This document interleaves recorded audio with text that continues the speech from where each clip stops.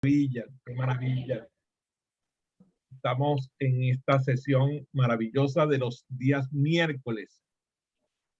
Estamos aquí en la ciudad Washington, D.C., en la capital de los Estados Unidos de Norteamérica, transmitiendo nuestra sesión de Learning Talks.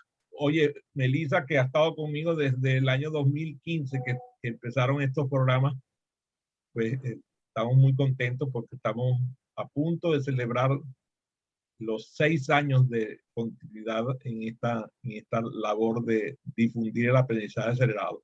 El día de hoy, el tema a mí me parece apasionante, que es el tema de expectativas, amenazas, deseos y necesidades. Y cuando hablamos de expectativas, muchas personas piensan que me refiero a las expectativas de los socios de aprendizaje. Y resulta que principalmente las expectativas de las cuales me estoy refiriendo son las expectativas que tiene el facilitador acerca del desempeño de sus socios de aprendizaje. Y, por ejemplo, en mi caso, aquí que tengo unas personas que son de mi corazón y de mi afecto, cada vez que yo los estoy esperando lo mejor que ellos tienen para dar. Y esa expectativa que tengo sobre su desempeño, en cierta manera, condiciona su desempeño. O sea, la expectativa del facilitador condiciona parcialmente el desempeño del social. Si la expectativa es elevada, el desempeño propende a ser elevado. No necesariamente lo va a hacer, pero propende a ser elevado. Entonces, por parte nuestra, lo que queremos es que nuestra conducta ante el socio de aprendizaje sea una conducta de esperar siempre lo mejor, de esperar una conducta de desempeño óptimo. Cuando yo, por ejemplo, recibo a Fabián, lo recibo con un abrazo, con un cariño, con un afecto, y entonces resulta que Fabián me recibe un abrazo con mucho cariño, con mucho afecto. Esa expectativa que yo tengo respecto a su llegada es la misma que produzco con mi conducta.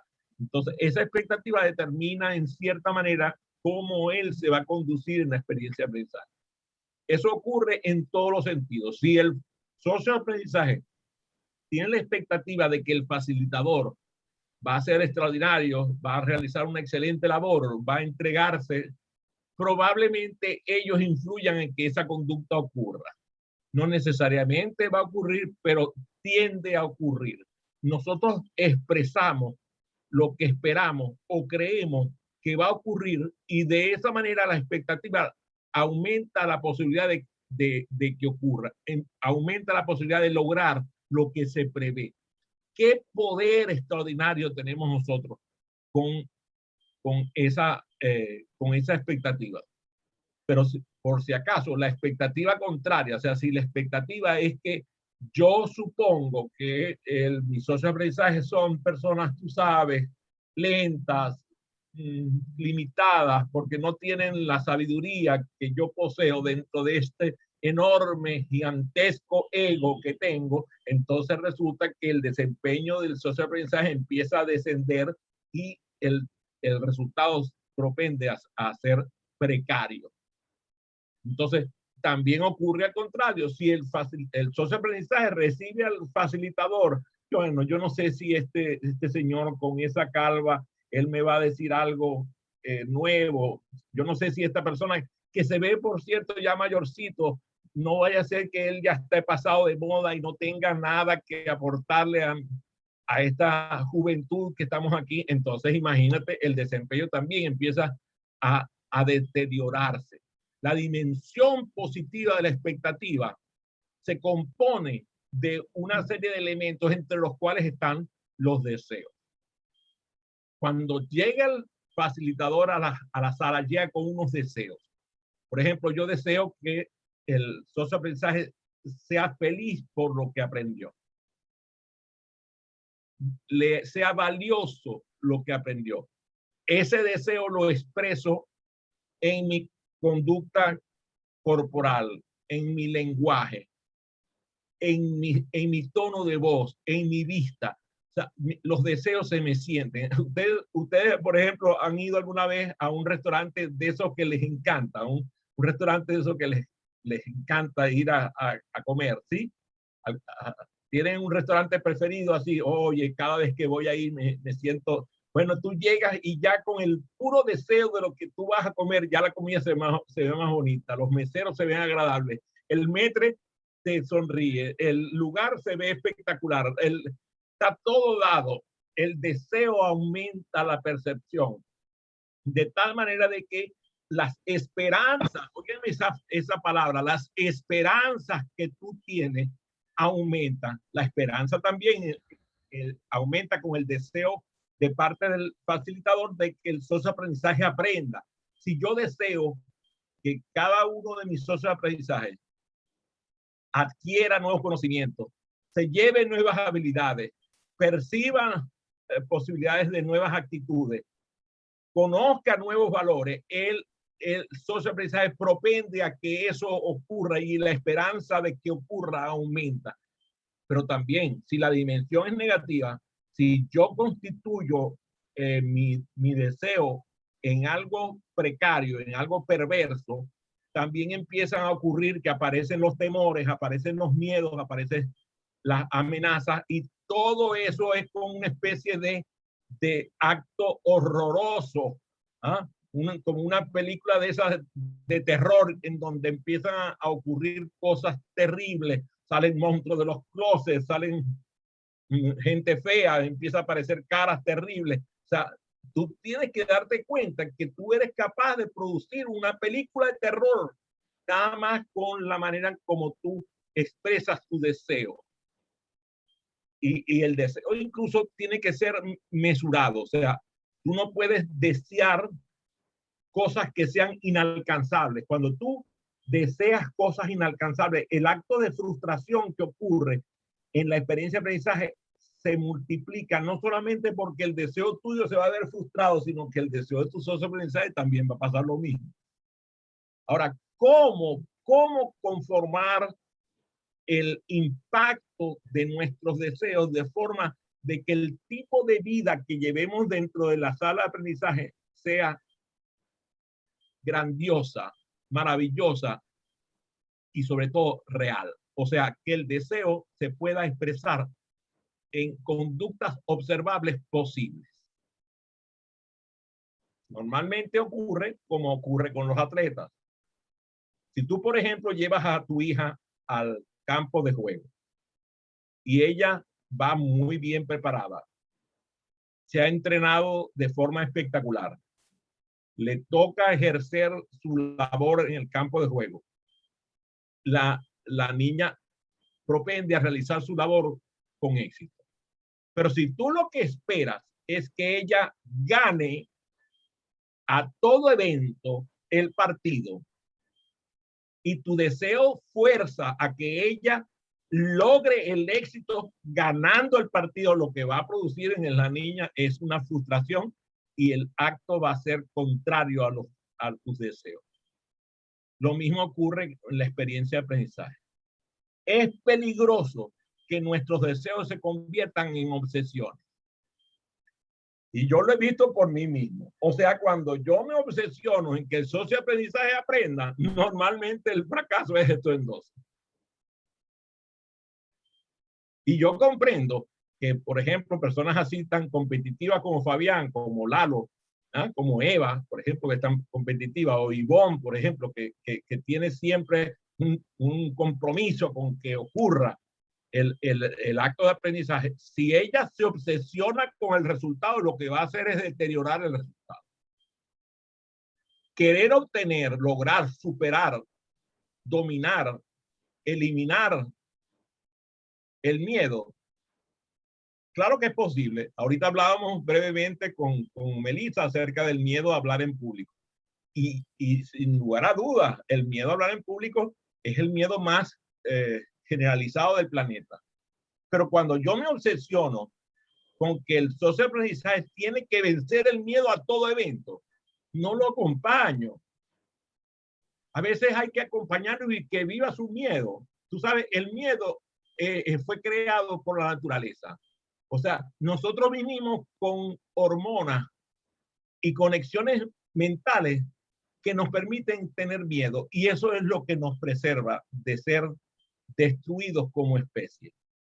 Por eso es que estos seres humanos que somos nosotros tan, tú sabes, tan limitados, tan débiles frente a las enormes fieras, los enormes peligros, logramos sobrevivir porque tuvimos miedo. Si nosotros no hubiéramos tenido miedo, nos hubieran masticado los tigres dientes de sable y hubieran acabado con nosotros como especie. Lo mismo ocurre en la sala. Cuando yo llego con miedo. ¿Cómo no voy a llegar con miedo? Imagínate si tengo una socia de aprendizaje así como Dani, que tú sabes que es desafiante, que todo lo quiere que ocurra, que no le gustan los chistes. Dios mío, qué cosa tan terrible. Yo cuento mis chistes malos y ella no se ríe, no hay forma de que se ría de un chiste malo mío. Entonces, fíjate, si yo me obsesiono con eso, no disfruto de la sonrisa de Ivonne, de la sonrisa de Melissa, de la sonrisa de Tilly. Entonces lo que hago es que llego con el balance adecuado, de tal manera de que haya una mezcla entre un deseo sin obsesión. Por ejemplo, ¿alguno de ustedes ha estado enamorado alguna vez? ¿Sí? ¿Enamorado alguna vez? Y por lo tanto, la persona amada era objeto de su deseo. Pero ustedes han visto, porque además han hecho películas extraordinarias respecto a personas que se han obsesionado con el objeto de su deseo. De hecho, hay una película que se llama El Oscuro, ay Dios mío, El Oscuro Objeto del Deseo, así se llama la película. ¿Eh? Una película en donde muestran, tú sabes, cómo una persona se obsesiona, ¿cómo se llama? Atracción Fatal, se llamaba aquella extraordinaria película de Michael Douglas, si no me equivoco, era el actor y no me acuerdo del nombre de la actriz. Ahorita me lo va a recordar alguno de ustedes. Entonces, cuando ocurre esa obsesión, esa insatisfacción que se traslada en el tiempo, empieza a deteriorar tu capacidad de éxito y empieza a deteriorar Glenn Close. Gracias, Eva. Tenía que ser Eva. Ajá, muy bien. Empieza a deteriorar tu quehacer diario, te empiezas a perder el sueño, empiezas a no poder descansar, porque tu consciente ya empieza a revelar el efecto del miedo. Mientras el miedo es natural, el miedo se expresa inconscientemente. Cuando el miedo se hace consciente, empieza a apoderarse de ti, y cuando una emoción se instala en el facilitador o en el socioaprendizaje, ahí es donde es peligrosa. Una emoción sostenida en el tiempo es lo que llaman un estado emocional. Y cuando el estado emocional del facilitador es el miedo, y cuando el estado emocional del socioaprendizaje es miedo, no hay aprendizaje. El miedo evita el aprendizaje cuando está en forma de estado emocional, cuando se instala y se queda en el socioaprendizaje. Nuestro deseo entonces es satisfacer aquellas oportunidades en donde el socioaprendizaje puede vencer de forma paulatina sus miedos. Les vamos dando seguridad al socioaprendizaje, los vamos casi como caminando junto con él, sin tomarlo del brazo, sin empujarlo. Caminamos junto a él para que él vaya traduciendo aquello que va ocurriendo, lo traduzca en conductas posibles. Logra un éxito, sigue. Logra otro, sigue. Fracasa, se devuelve. Empieza otra vez, sigue otra vez. Adelanta otra vez, adelanta, tiene éxito, éxito, éxito, fracaso, fracaso, fracaso. Las frustraciones son parte del aprendizaje. Si el socio de aprendizaje no empieza a frustrarse porque la está sacando de su zona de confort y lo estás haciendo que haga cosas en las cuales no conoce, no se siente bien, pero tú le dices, no te preocupes, aquí estoy yo, te estoy acompañando, vamos adelante, sigue que tú puedes. Y cuando fracasa le dicen, oye, otro fracaso igual que yo, el que tuve yo, vámonos, vamos a darle otra vez. Entonces él se da cuenta que los fracasos son parte de su quehacer de aprendizaje. Cuando nosotros fracasamos, lo que ocurre es que nos descomponemos. Y lo único que pasa cuando nos descomponemos es que tenemos que componernos de nuevo. O sea, nos volvemos a armar. del fracaso, lo único que ocurre es que queda la posibilidad de volverse a armar. Ahora tú dirás, ajá, pero oye, pero me quedan las piezas un poquito desajustadas. Sí, disfruta del desajuste que te produce el fracaso. Y fíjate, es impresionante ver cómo el aprendizaje se va haciendo consciente y va permitiendo que el aprendizaje vaya siendo más efectivo. De allí a que el socio aprendizaje va llenando sus expectativas y también las tuyas.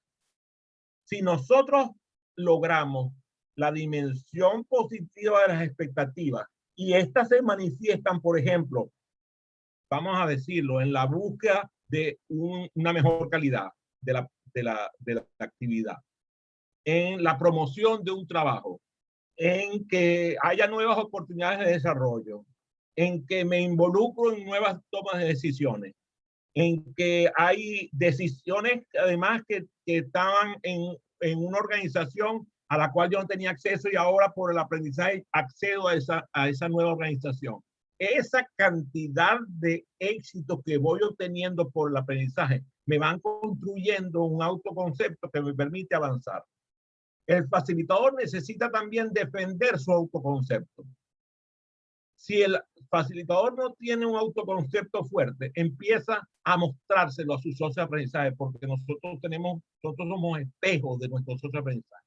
Cuando el socio de aprendizaje nos ve a nosotros descompuestos, destruidos, descompensados, él empieza a sentir también que le puede pasar lo mismo. Entonces, por eso nosotros tenemos que ir construyendo nuestro autoconcepto de tal manera de que nuestra salud esté fuerte, ¿sí?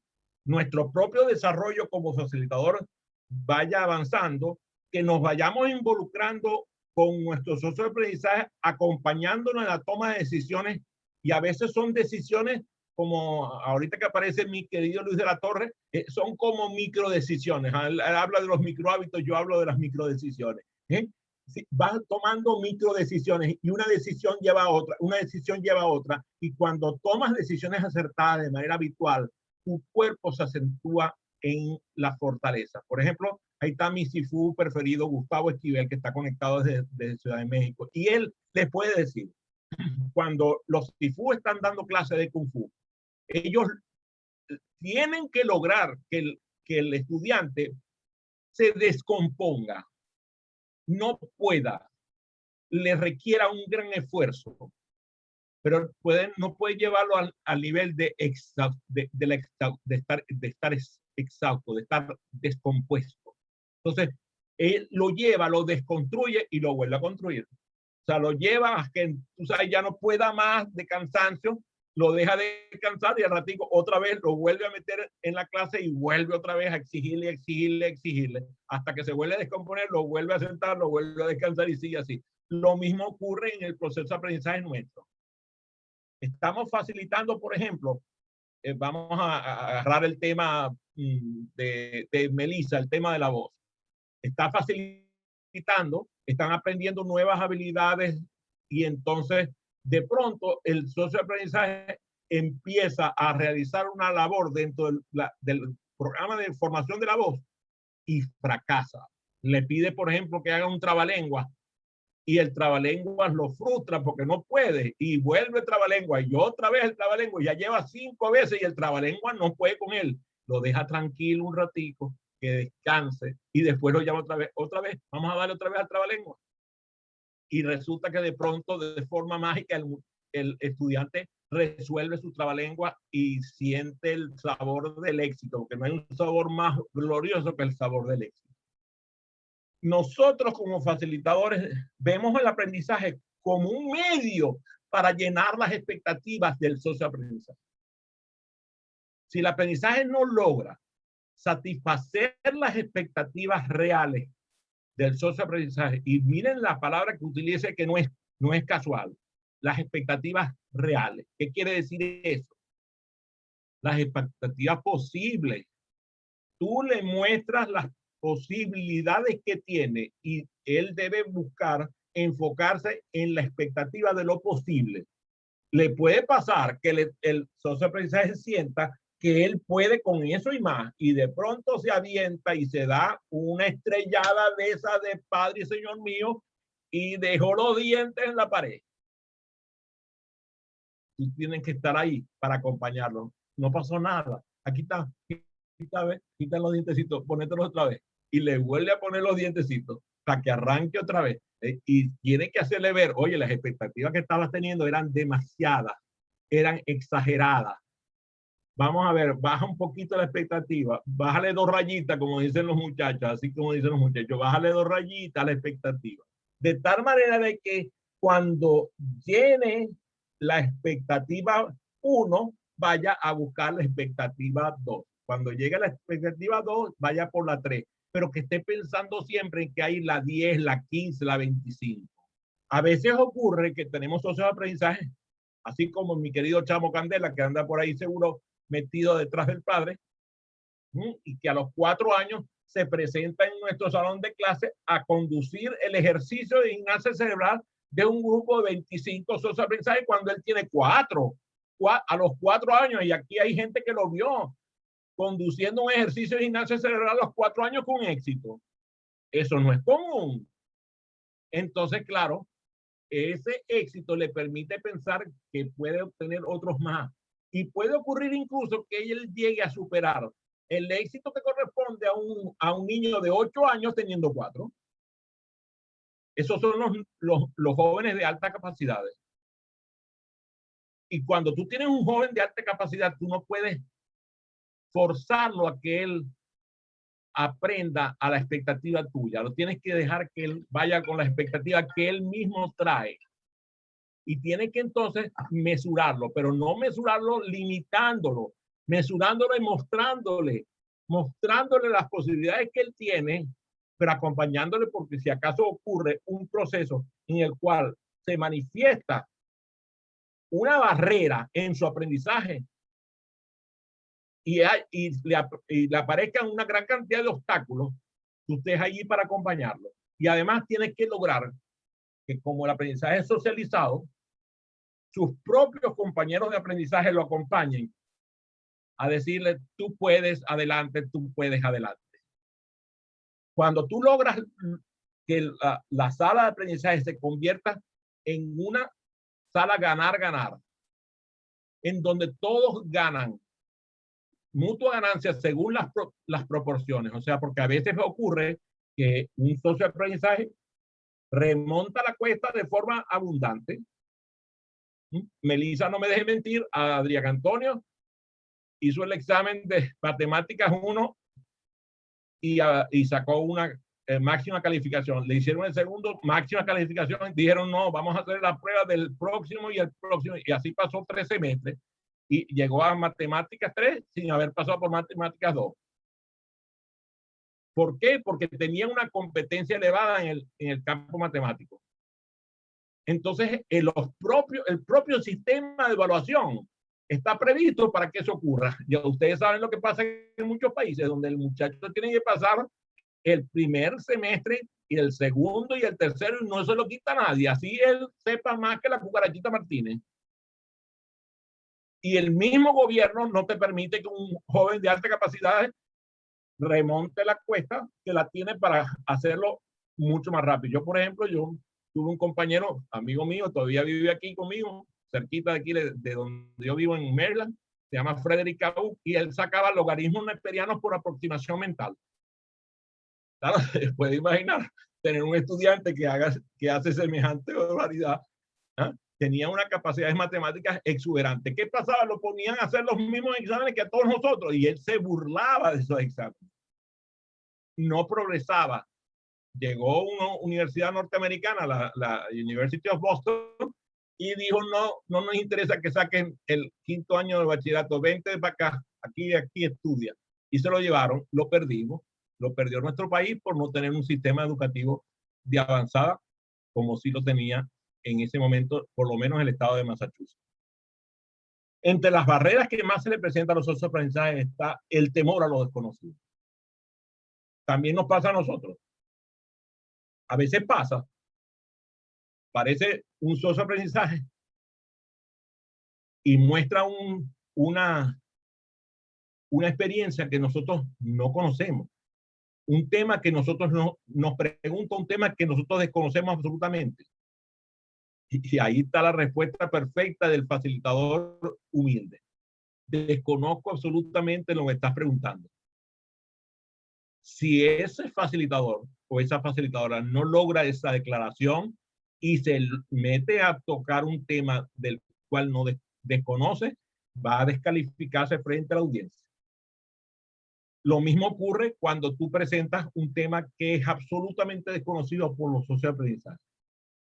Vygotsky, ¿qué nos dice Luis de la Torre? ¿Qué dice Vygotsky con respecto a cuando no tenemos, ¿te acuerdas el cuento aquel de la lluviecita que me contaste ayer? O el 2 días estabas con la lluvia, que empezaba la lluvia, 1, 2, 3, 4. ¿Cómo era el asunto de la lluvia?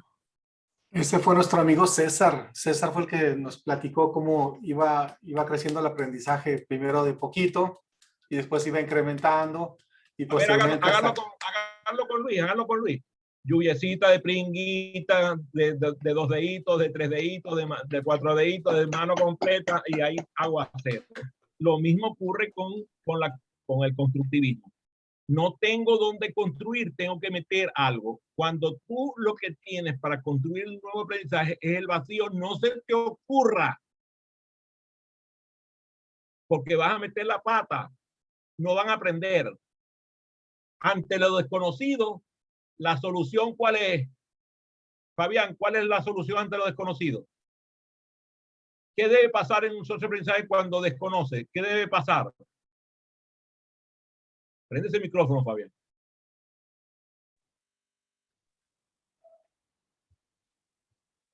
A ver, Gustavo, cuando el socio de aprendizaje desconoce, ¿qué debe pasar? Bueno, cuando el socio de aprendizaje desconoce, nosotros lo tenemos que instruir. Muy en el marco en lo que tú decías, Adrián. Muy bien, pero no. Te platico una anécdota. No, o escucha. Está muy bien, pero no. Si tú instruyes, le estás quitando la posibilidad al socio de aprendizaje de que aprenda. Ahí está uno de los errores que nosotros cometemos. Terrible error. Cuando el socio de aprendizaje no tiene base, no lo instruyas, porque lo instruyes y lo destruyes. Dame Entonces, tu anécdota. Bueno, mi anécdota es, era la primera vez que le daba instrucción de Kung Fu de defensa personal a una niña. Le enseñé ciertos movimientos, algunas defensas, unos golpes. Era la primera clase. Eso fue un viernes. Llega el lunes a su colegio y le dice a un tipo muy alto y grande que la molestaba: a ver, pégame. Llega el tipo y claro que le pega. A ver, otra vez, pégame. Y le vuelve a pegar. Llega a la clase, a la siguiente, y me dice: Gustavo, tu instrucción no sirve. Es muy malo lo que haces. Le digo: mi reina preciosa, es la primer clase y ya te quieres sentir Bruce Lee. Yo llevo 20 años haciendo esto y todavía me pegan. ¿Cómo con tu primer clase lo vas a hacer? O sea, justamente en el marco de lo que comentabas al principio, ¿no? Muy bien. Ahora, mi recomendación es que ante la duda de que el desconocimiento es lo que tiene el socio de aprendizaje, busque un mundo donde él conoce. Cuando tú no conoces de un área, búscalo en otro lado. En otro lado vas a encontrar. Dime una cosa, allí donde tú vives hay un relleno sanitario que se convirtió en una urbanización de alta gama, ¿verdad?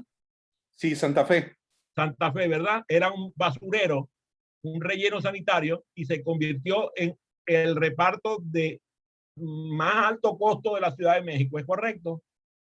Así Eso es. me permite decirte, hasta en la basura construyes. Si el socio aprendizaje no tiene nada de dónde sostener su edificio de aprendizaje, hasta la basura sirve. Por lo tanto, si yo te digo a ti, que si tú conoces los rayos gamma y tú me dices que no, yo te preguntaría inmediatamente, ¿y qué rayos sí conoces? Entonces tú me vas a decir a lo mejor el rayo del Catatumbo allá en el lago Maracaibo. Ah, exactamente, muy bien, gracias, el rayo del Catatumbo. ¿Y en qué se parecerá el rayo del Catatumbo a los rayos, a las ondas gamma? Entonces tú dices, Dios mío, ¿cómo es esto? O sea, claro, porque necesitas algo donde construir. Eso es parte del secreto. Pero claro, uno de los temores que alberga el facilitador es el miedo al fracaso.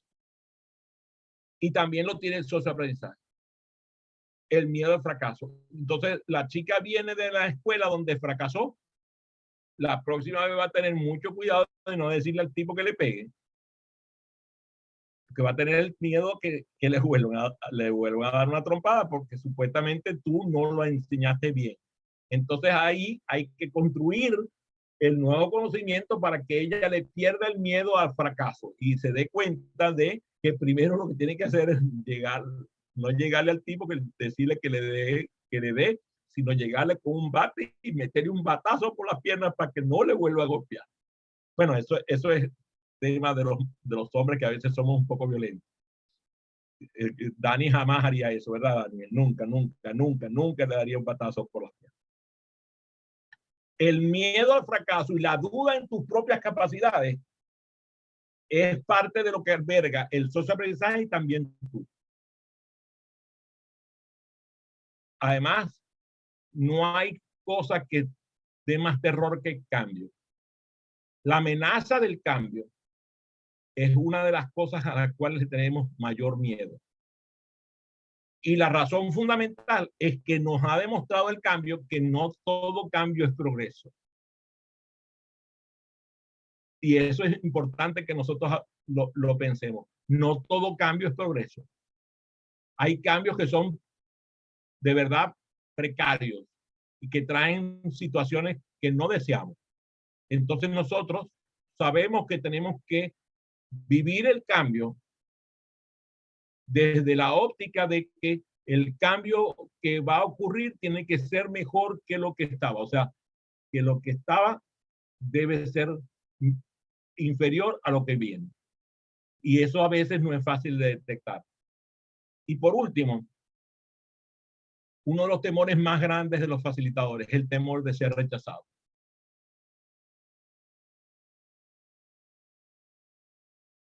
Adelante, Tilly. Los que estoy trabajando son 4 temores autosaboteadores: rechazo, fracaso, ridículo y el éxito. Y cada uno de nosotros como facilitador presenta en algún grado un poquito de cada uno de esos temores. Lo mismo los socios de aprendizaje. Cada uno tiene miedo a fracasar o a tener algún inconveniente, y nosotros tenemos que ayudarlos a que ellos vayan sintiendo que fracasar no es problema. Fracasar grave es quedarse uno ahí. Toca es ayudarles a que ellos los puedan manejar de una manera diferente, porque hay mucho temor al ridículo. La juventud hoy en día le tiene pánico al ridículo. Entonces, ayudarles en esa parte es bien complejo. Muchas gracias, Tilly. Excelente aporte. Vamos a tener que hacer un evento para hablar de los 4 temores, ¿verdad? Sonó delicioso el tema. En el libro Ya. están. Ya, por cierto que vamos a tener que hacer otro live para hablar de tu libro. El manejo de la expectativa, las amenazas, los deseos y las necesidades de los socioaprendizajes son fundamentales para que el socioaprendizaje tenga éxito y también para que tú logres tu objetivo. Fue un gusto, un placer y un honor compartir con ustedes. Doy cabida a una pregunta adicional de la audiencia. Si es su gusto. Bienvenida. Bienvenida pregunta. Hoy estoy Adelante. preguntona. ¿Cómo puedes comparar al socio de aprendizaje con la Galatea de Pigmalión? ¿Cómo la compararías tú? Galatea, según la mitología, era la estatua de la mujer ideal que Pigmalión tenía que esculpir. Esa Galatea, comparada con un colaborador nuestro, es la persona que está recibiendo mis expectativas positivas o negativas sobre su progreso. Entonces, cuando Galatea es fuerte se maneja como hablaba de Dani, que Dani pelea y es una Galatea espectacular. Pero si Pigmalión no envía sus expectativas positivas, Dani termina yéndose para otro lado para conseguirse otro Pigmalión diferente. Porque las Galateas han desarrollado esa parte importante de las expectativas propias. Muy bien. Si bien es cierto, las expectativas de Pigmalión eran elevadas hasta el punto de haberse enamorado de una estatua inerte, no menos cierto es que él se frustra porque no logra que tenga vida. Y hace falta que llegue una diosa para darle el halo, el soplo de vida a su obra. Entonces, para mí, el soplo de vida es la experiencia de aprendizaje. El facilitador hace su trabajo, pero la experiencia es la diosa que le da soplo de vida al socio de aprendizaje. El pensar que tú, desde esta incompetencia consciente que el facilitador tiene, de que él no puede crear a Galatea, no puede darle vida a Galatea, no puede lograr que el socio de aprendizaje aprenda, por así su deseo sea enorme y su expectativa sea elevada.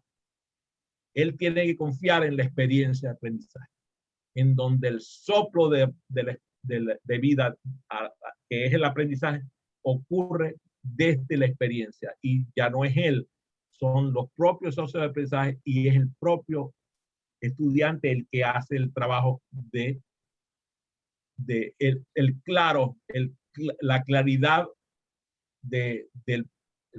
sería la claridad del fenómeno ontológico que es el aprendizaje.